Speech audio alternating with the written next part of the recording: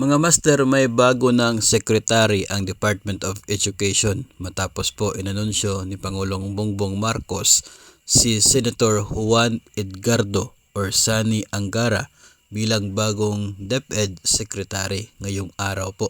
Si Senator Angara ang napili ng Pangulo na papalit kay Vice President Inday Sara Duterte bilang DepEd Secretary. Nauna na po na inilabas ni Senate President Chis Escudero na nirerekomenda niya mismo ang kanyang kasama na si Senator Angara bilang magiging next DepEd Secretary.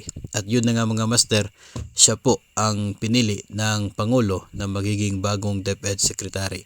Marami po ang nag-welcome kang Senator Angara ngayon, iba't ibang mga grupo, even with the teachers, and also they are very expecting so much coming from the new secretary, at mataas po yung inaasahan ng bawat isa na si Senator Angara ang magiging susi para matanggap at makamit ng mga guro yung matagal na po nilang hinihintay at inaasahan coming from the government.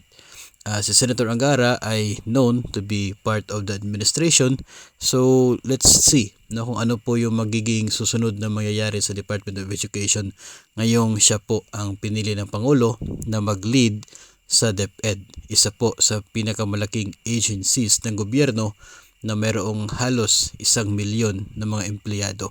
So abang-abang na lamang po tayo sa mga susunod na mangyayari with the Department of Education sa pag-upo ni Senator Angara by this month, pagkatapos po ng effectivity ng resignation ni Vice President Inday Sara Duterte as DepEd Secretary.